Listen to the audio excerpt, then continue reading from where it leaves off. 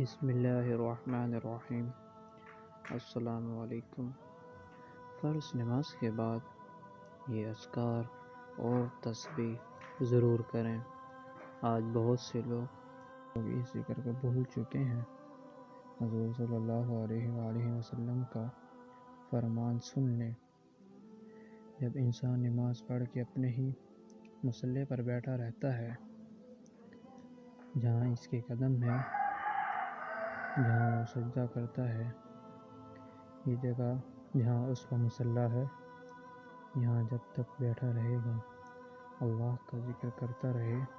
دوستو، ایک نہیں، دو نہیں، ہزار فرشتے نہیں، حدیث پاک کا مفہوم ہے کہ اللہ تعالیٰ کے اتنے نورانی فرشتے آ جاتے ہیں کہ زمین و آسمان کا سارا خلا بھر جاتا ہے، اور وہ اللہ تعالیٰ کے نورانی فرشتے اس شخص کے لیے 3 دعائیں کرتے ہیں، 3 دعائیں کرنے لگ جاتے ہیں۔ جو نماز پڑھنے کے بعد اپنی جگہ بیٹھے ذکر کرتا ہے، وہ دعا یہ ہے کہ اللہم اغفر لہ، اللہم ارحم، اللہم اتوب الیہ۔ اے اللہ، اسے معاف کر دے۔ اے اللہ میرے مالک، اس پر رحمت کا نزول فرما دے۔ اے اللہ، اس کی توبہ کو قبول فرما لے۔ میرے پیارے بھائیوں اور بہنوں، جب کربوں کی تعداد میں فرشتے جس بندے کے لیے دعائیں کریں گے، اللہ پاک فوری قبول فرمائے گا۔